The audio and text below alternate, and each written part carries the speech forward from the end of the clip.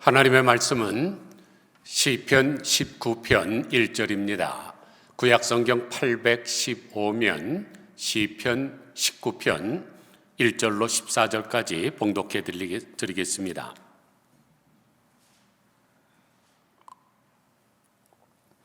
하늘이 하나님의 영광을 선포하고 궁창이 그의 손으로 하신 일을 나타내는도다. 날은 날에게 말하고 밤은 밤에게 지식을 전하니 언어도 없고 말씀도 없으며 들리는 소리도 없으나 그의 소리가 온 땅에 통하고 그의 말씀이 세계 끝까지 이르도다. 하나님이 해를 위하여 하늘에 장막을 베푸셨도다. 해는 그의 신방에서 나오는 신랑과 같고 그의 길을 달리기 기뻐하는 장사 같아서 하늘 이 끝에서 나와서 하늘 저 끝까지 운행하며 그의 열기에서 피할 자가 없도다. 여호와의 율법은 완전하여 영혼을 소성시키며 여호와의 증거는 확실하여 우둔한 자를 지혜롭게 하며 여호와의 교훈은 정직하여 마음을 기쁘게 하고 여호와의 계명은 순결하여 눈을 밝게 하시도다. 여호와를 경외하는 도는 정결하여 영혼까지 이르고 여호와의 법도 진실하여 다 의로우니 금 곧 많은 순금보다 더 사모할 것이며 꿀과 송이꿀보다 더 달도다. 또 주의 종이 이것으로 경고를 받고 이것을 지킴으로 상이 크니이다. 자기 허물을 능히 깨달을 자 누구리요? 나를 숨은 허물에서 벗어나게 하소서. 또 주의 종에게 고의로 죄를 짓지 말게 하사 그 죄가 나를 주장하지 못하게 하소서. 그리하면 내가 정직하여 큰 죄가에서 벗어나겠나이다. 나의 반석이시오 나의 구원자이신 여호와여, 내 입의 말과 마음의 묵상이 주님 앞에 연락되기를 원하나이다. 아멘.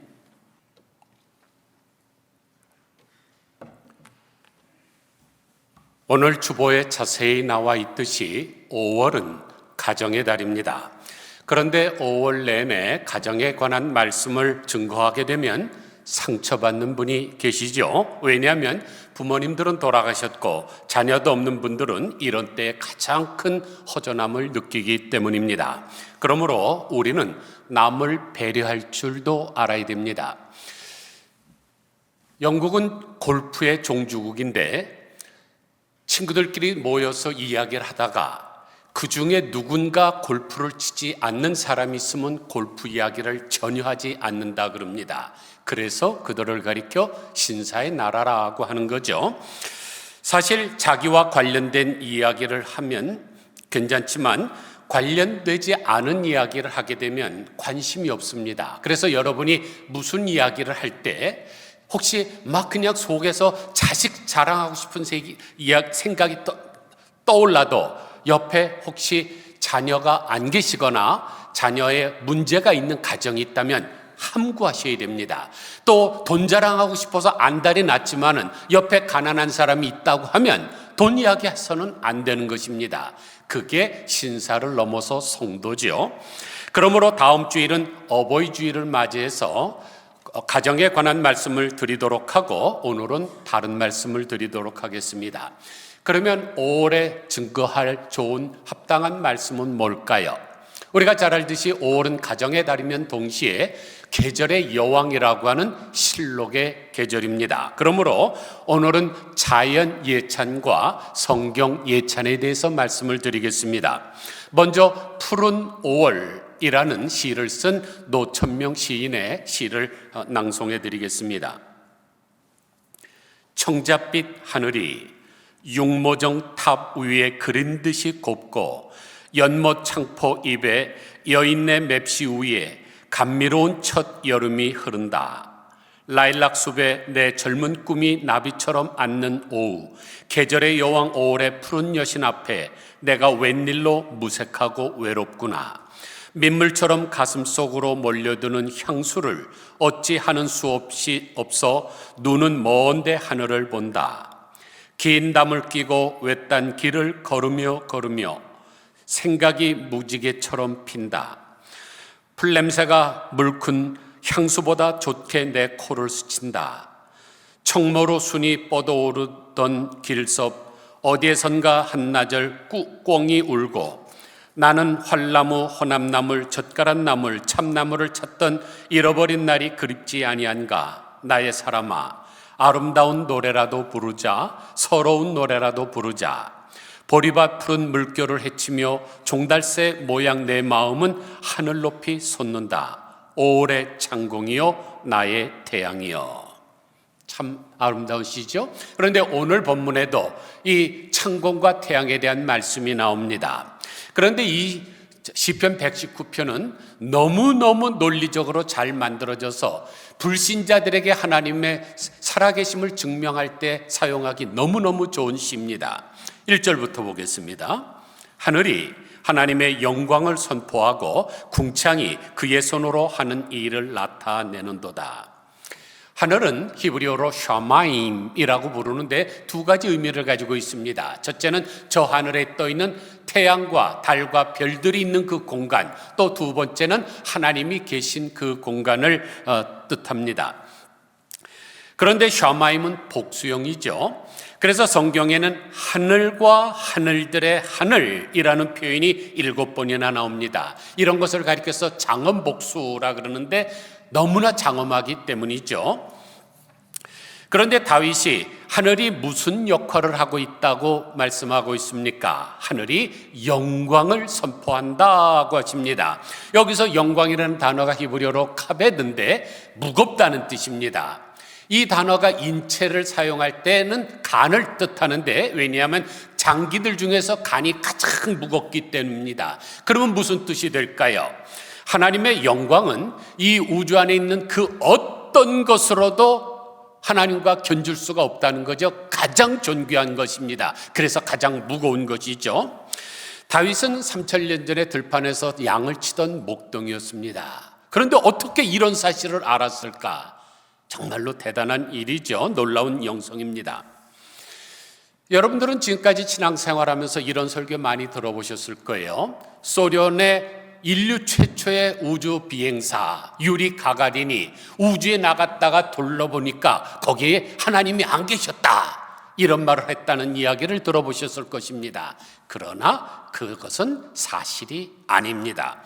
이 말을 했다는 것에 가장 강력하게 반대하는 사람이 그의 가장 절친한 친구이며 가가린 공군사관학교 교수인 페트로프 대령입니다. 2006년에 이 페트로프 대령이 한 인터뷰에서 단호하게 가가린은 그런 말을 한 적이 없으며 소련 공산당 중앙위원회 전체 회의에서 후르시초프 수상이 소련의 반종교 캠페인에 대해서 연설하면서 가가린이 우주공간에 날아갔으나 그곳에서 어떤 신도 보지 못했다고 말한 말에서 출발했다 그랬습니다.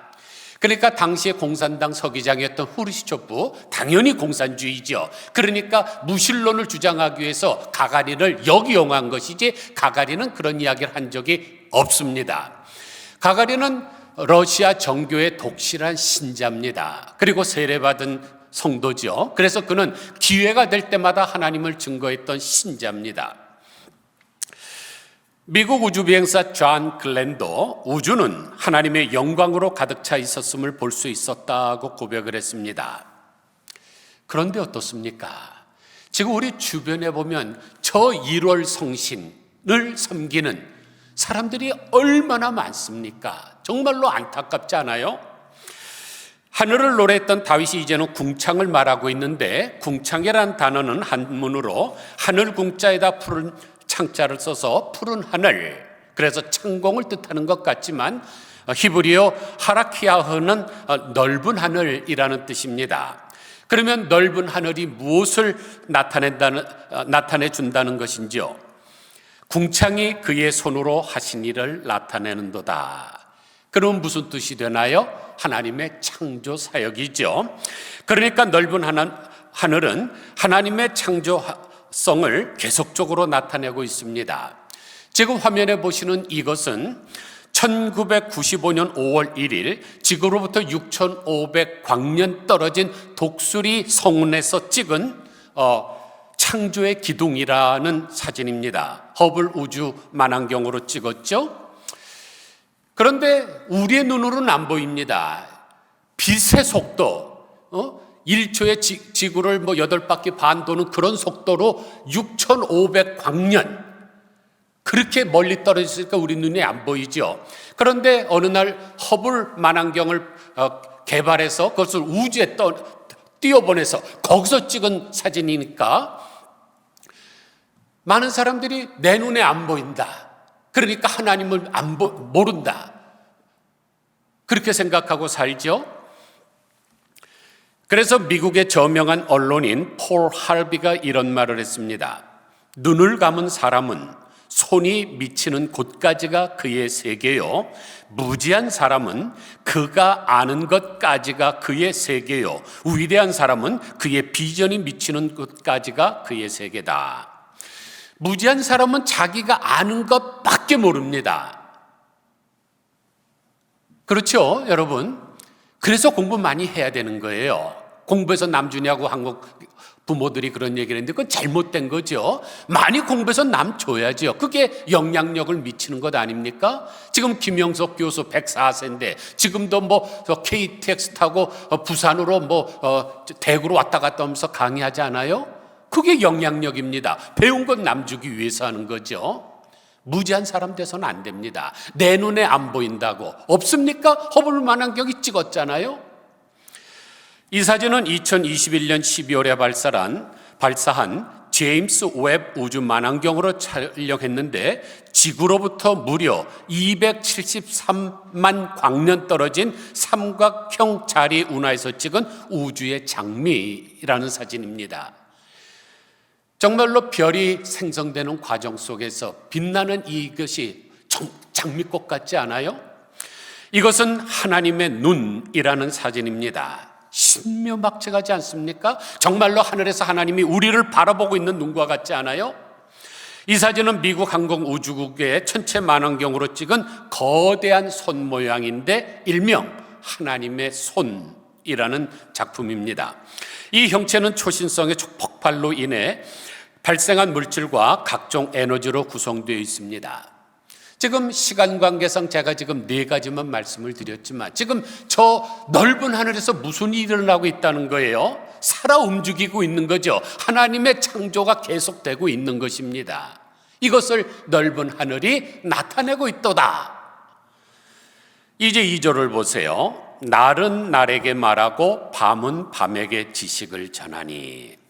지금 다윗은 1절에서 창조 세계의 대표성을 가지고 대표적인 하늘을 이야기하다가 지금 2절에서는 늘 일상적으로 반복되고 있는 낮과 밤에 대해서 이야기를 하고 있습니다. 이것이 살아계신 하나님을 증명해 준다는 것이죠. 여기서 날은 날에게 말하고라 그럴 때 우리 입을 말하는 것이 아닙니다. 원래 히브리어는 분출하다는 뜻입니다. 지난번에 하와이에서 화산이 폭발해서 용암이 분출하는데 용암이 한번 뻥 하고 끝나던가요? 안 그러죠? 계속적으로 분출하잖아요. 여러분 보셨잖아요. 화산 폭발하는 것. 마치 낮이 낮에게 말하는 것을 한 번 말하는 것이 아니라 지속적으로 계속 쏟아내고 있다는 뜻입니다. 그런데 영적 분별력이 없는 사람들은 그저 그냥 낮, 밤, 그냥 해가 지면 또 어두워지고 해가 뜨면 밝아지고 그냥 일상적인 자연의 현상으로만 알고 있으니 안타까운 일이죠. 남아프리카 공화국에 가면 골곤다라고 하는 유명한 다이아몬드 광산이 있습니다. 영국의 왕실을 비롯해서 각국의 왕실의 왕과 왕비의 관에 이 다이아몬드는 이 골곤다 다이아몬드 광산에서 채취한 것입니다. 그런데 이 유명한 골곤다 광산이 어떻게 발견되었는지 굉장히 기막힌 사연이 전해지고 있습니다. 원래 이 다이아몬드 광산이 개발되기 이전에는 목장지대였습니다. 그런데 그 나라의 영국 사람들이 와서 갑자기 다이아몬드 붐이 일어나게 됐습니다. 곳곳에서 다이아몬드가 발견돼서 벼락부자들이 생겨났죠. 그랬더니 그 목장을 가지고 있던 주인이 마음이 급했습니다. 이러다 나는 뒷차를 타는 것 아닌가. 그래서 그 목장 주인도 다이아몬드에 관해서 관심을 갖게 되었고 여러 가지를 알아보게 되었습니다. 먼저 그는 다이아몬드가 어느 지역에서 많이 발견되는가를 조사했더니 산으로 둘러싸여 있고 그 근처에 시냇물이 지나고 또 시냇가에 모래가 있는 곳, 이런 곳에서 다이아몬드가 많이 나온다는 것을 알았습니다. 그래서 자기의 목장을 팔았죠. 그리고는 남아프리카 공화국 전역을 돌아다니면서 자기가 지금 알고 있는 상식으로 그렇게 생긴 지형을 돈 주고 삽니다. 그리고 인부들을 데려다가 열심히 파는데 할 때마다 허탕을 쳤습니다.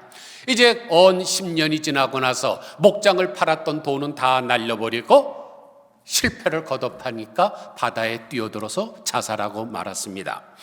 그런데 기가 막힌 일은 바로 그 뒤에 일어납니다. 그 사람에게서 목장을 샀던 그 사람이 어느 날 자기 양들에게 물을 먹이기 위해서 시냇물로 내려가다가 우연히 검은색이 나는 돌을 발견하게 됩니다. 그것을 집어들고 호기심에 내리쳐 깨봤더니 그 안에서 번쩍 빛나는 광채가 있었습니다. 다이아몬드 원석이었습니다. 얼른 그 주변을 파보았더니 손으로 파기만 해도 그 속에서 다이아몬드 원석들이 엄청나게 쏟아져 나왔습니다. 그곳이 바로 그 유명한 골곤다 광산입니다. 그러므로 뭔가 아는 사람과 뭔가 알지 못하는 사람은 천지차이입니다. 이 사람이 자기 목장이 그런 곳이라는 것을 알았다면 세계 제일의 갑부가 됐겠죠. 그런데 그것을 팔고는 쓸데없이 돌아다니다가 자살하고 말았습니다. 따라서 우리도 하늘과 궁창이 전하는 하나님의 영광을 볼 줄 알아야 됩니다. 최소한 내 눈으로 보이지 않는다면 천체 물리학을 이용해서라도 그걸 봐야죠. 지금 분명히 창공에서, 저 궁창에서 하나님의 창조하심이 지금도 일어나고 있는데도 그걸 모른다고, 난 내 눈에 안 보인다고, 안 믿겠다고 하면 결국 바다에 뛰어들 사람과 다를 바가 없습니다. 그런데 낮과 밤이 하나님의 영광과 창조의 능력을 분출하는 것에 대해서 3절과 4절은 뭐라고 말하나요? 언어도 없고 말씀도 없으며 들리는 소리도 없으나 그의 소리가 온 땅에 통하고 그의 말씀이 세상 끝까지 이르도다. 하나님이 해를 위하여 하늘에 장막을 베푸셨도다.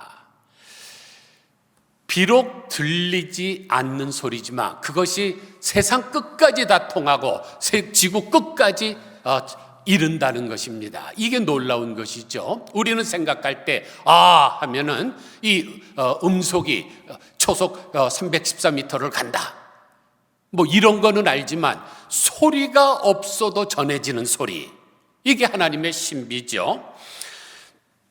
그런데 들리지 않는 소리로 하늘과 넓은 하늘인 궁창, 그리고 낮과 밤이 누구를 계시합니까? 창조주의 하나님을 계시하는 거죠. 이 세상의 그 어떤 것으로도 견줄 수 없는 무거운 하나님을 계시하는 것입니다. 이것을 가리켜 우리가 자연 계시라고 이야기하는 거죠. 이어서 하나님은 해를 위하여 하늘에 장막을 베푸셨도다 그랬습니다.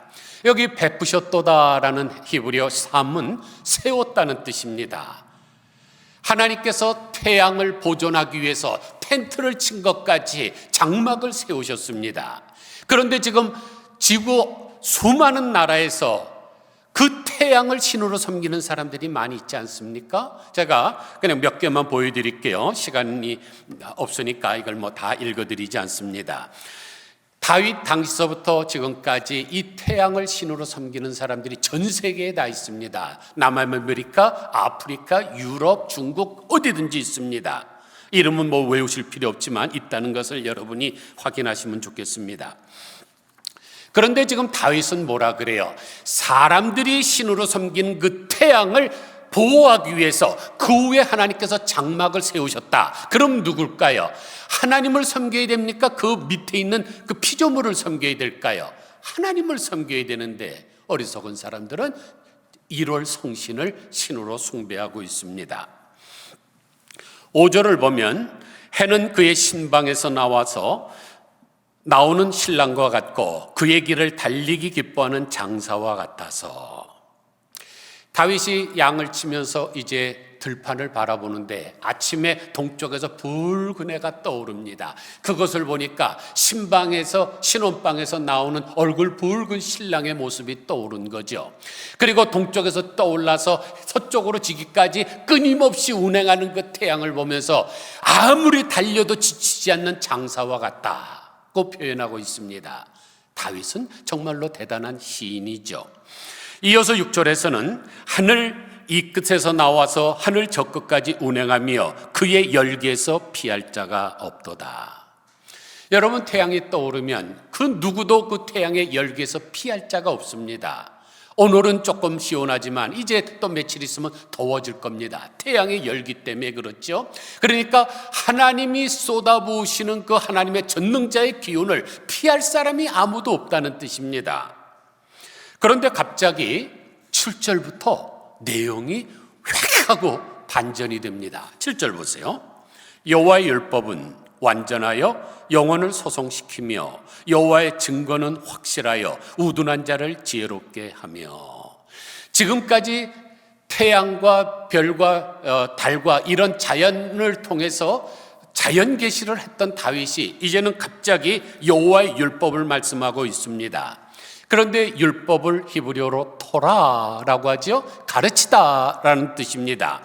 그런데 여호와의 율법이니까 여호와께서 우리에게 가르치시는 것입니다. 그러므로 지금 다윗이 자연 계시를 말하다가 하나님의 특별 계시를 말하고 있는 거죠. 그런데 1절로부터 6절까지와 7절부터 14절까지의 차이가 있습니다. 1절로부터 6절에는 하나님을 가리킬 땐 엘이라는 단어를 사용했습니다. 전능한 하나님, 강한 하나님 이런 뜻이죠. 그런데 7절부터 14절에서는 여호와, 언약의 하나님을 지금 말씀하고 있습니다. 다윗의 놀라운 지혜를 엿볼 수 있는 것이죠. 하나님께서는 이스라엘 백성을 구원하시려고 모세를 찾아오셔서 당신의 이름을 여호와라고 계시해 주셨습니다. 그리고 시내산에서 눈에 보이는 돌비 언약을 통해서 이스라엘 백성들과 언약의 관계를 맺어 주셨죠. 그런데 언약의 하나님의 말씀과 그의 능력, 증거가 주는 능력이 뭐라고 하십니까? 영혼을 소송시키고 미련한 자를 지혜롭게 한다 그럽니다. 여기 여호와의 율법은 완전하여 그랬죠. 완전하다는 단어가 테미아라는 단어인데 끝내다, 완성하다는 뜻입니다. 하나님의 말씀이 인간의 구원을 완성한다는 거죠. 그래서 예수님께서 십자가에 달려 돌아가시면서 하신 마지막 말씀 있잖아요. 내가 다 이뤘다, 완성하셨다는 뜻입니다. 하나님의 특별 계시인 하나님의 말씀은 인간을 구원하시고 영육간에 필요한 모든 것들을 채우시기에 전혀 부족함이 없이 완벽하십니다. 그런데 자연 계시는 어떻습니까? 자연 계시는 인간의 눈에 보기에 장엄하고 아름답지만 그 자체로는 인간을 구원할 수는 없습니다. 그래서 자연을 숭상하는 사람들에게는 구원이 없는 거죠. 그러나 특별 계시인 여호와의 율법은, 즉 성경 말씀은 영혼 구원을 주는 완전한 능력을 가지고 있습니다. 그래서 영혼을 소송시키는 것입니다. 그런데 여기서 말하는 이 소송시킨다는 것은 단지 영과 마음만을 회복시키는 것을 말씀하지 않습니다. 잘못된 삶과 병든 육신까지도 회복시키는 거죠. 여러분, 누가복음 7장에 나오는 백부장 이야기 아실 것입니다. 백부장의 하인이 병들었을 때 백부장이 주님께 뭐라 그랬어요? 말씀만 하사 내 하인을 낫게 하소서 그랬죠. 그런데 바로 뒤에서 보내었던 사람이 집으로 돌아가 보매 종이 이미 나아 있었더라 그럽니다. 주님이 거기까지 가지 않았어요. 지금 저쪽에 하인이 병들어 있고 예수님은 이쪽으로 오고 있는데 백부장이 와서 중간에서 만나서 말씀만 하사 내 하인이 낫게 하옵소서 그랬더니 주님이 뭘 보냈습니까? 말씀을 보냈잖아요. 당신이 지금 가진 않았고 가고 있는 중이었는데, 그런데 벌써 다른 사람이 가보니까 그 병자가 나았더라. 뭡니까? 말씀이신 예수님께서 말씀을 파송하셔서 병든 사람을 낫게 하신 거죠. 이게 하나님의 능력입니다. 그러므로 여러분이 병들었을 때 어떻게 기도하셔야 돼요? 말씀만 하사 내 병이 낫게 하옵소서 하면 됩니다. 예수님이 오셔서 안수기도 하든지 또 어떤 신위의 은사가 있다고 하는 사람이 그런 것 필요 없습니다. 말씀만 하사 나를 낫게 하옵소서. 그러면 백부장의 하인처럼 낫게 되실 것입니다. 이제 8절을 보세요. 여호와의 교훈은 정직하여 마음을 기쁘게 하고 여호와의 계명은 순결하여 눈을 밝게 하도다. 여호와의 말씀에서 얻는 교훈이 뭡니까? 마음을 기쁘게 하는 거죠. 그러므로 여러분이 마음이 슬픔이 있을 때 어떻게 해야 돼요? 성경 말씀 읽으면 됩니다. 이사야서 61장 3절을 보면 무릇 시온에서 슬퍼하는 자에게 화관을 주어 그 죄를 대신하며 기쁨의 기름으로 그 슬픔을 대신하며 찬송의 옷으로 그 근심을 대신하시고 라 그랬습니다. 그러므로 여러분이 마음에 슬픈 마음이 있을 때마다 하나님의 말씀을 읽으세요. 거기서 기쁨을 얻게 됩니다. 또 여호와의 계명은 순결하여 눈을 밝게 하여 바르게 보게 한다 그랬습니다. 요즘 왜 이 세상이 이렇게 혼미하고 추악하고 죄가 관영합니까? 영적 분별력이 없어서 그러죠. 제대로 볼 걸 보질 못하기 때문에 그렇습니다. 마치 사춘기 있는 어린아이들이 제대로 분별력이 없으니까 마약에도 들어가고 이건 자꾸만 죄에 빠지는 것처럼 사람들이 바르게 볼 줄 모르기 때문에 세상이 이렇게 어지러운 것입니다. 또 9절을 보면 여호와의 경외하는 도는 정결하여 영원까지 이르고 여호와의 법도 진실하여 다 의로우니. 이 세상에 영원한 것은 하나님의 말씀밖에 없습니다. 그리고 또 의로운 것도 하나님의 말씀밖에 없지요. 이렇게 귀하고 좋은 여호와의 말씀을 다윗은 어떻게 대하고 있습니까? 10절 보세요. 금, 곧 많은 순금보다 더 사모할 것이며 꿀과 송이꿀보다 더 달도다. 다윗은 지금 많은 순금보다도 하나님의 말씀을 더 사모한다는 것입니다. 사랑하는 성도 여러분, 지금 여러분은 무엇을 사모하고 계십니까? 부모님의 유산입니까? 아니면 손자가 예일대학교 들어가는 걸 사모하고 계세요? 사모해도 좋습니다. 하지 말라는 게 아니에요. 그러나 그런 것은 일시적인 거죠. 아시는 분 계시겠지만 저희 아버지 집안은 평양에서 5손가락 안에 들어가는 거부였지만 아무것도 남겨주지 못하고 갔습니다.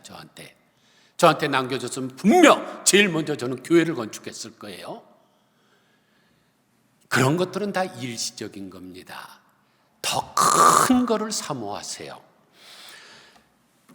그러면 사모하게 되면 무엇을 느끼게 될까요? 꿀과 송이꿀보다 더 달도다는 것을 알게 됩니다. 그래서 유대인들은 자기의 아이가 이제 초등학교 들어가게 될 때 과자를 만드는데 과자를 성경책 모양으로 만들어서 꿀을 듬뿍 발라서 먹여줍니다. 그러면 그것을 먹는 아이가 느끼는 게 뭘까요? 미각 효과죠. 아하, 성경 말씀은 이렇게 달구나. 이걸 머리에다가 박히고 살아갑니다. 그래서 그들은 계속 성경을 가까이 하게 되는 거죠. 11절에서는 또 주의 종이 이것으로 경고를 받고 이것을 지킴으로 상이 크니이다 라고 했습니다. 여호와의 말씀을 통해서 경고하심을 받고 그 말씀을 지키게 되면 하나님으로부터 큰 상을 받게 됩니다. 결론적으로 14절 말씀은 나의 반석이시오 나의 구속자이신 여호와여 내 입의 말과 마음의 묵상이 주님 앞에 연락되기를 원하나이다. 여호와 하나님은 우리의 구속자이십니다. 그러므로 태양과 우주 만물이 하나님을 찬양하듯이 우리도 우리의 입과 마음으로 하나님을 찬양해야 됩니다. 아무쪼록 자연 계시와 특별 계시를 통하여 나타나는 하나님의 영광과 하나님의 창조 능력을 찬양하며 살아가시는 우리 모두가 되시기를 주님의 이름으로 간절히 축원드립니다. 기도하겠습니다.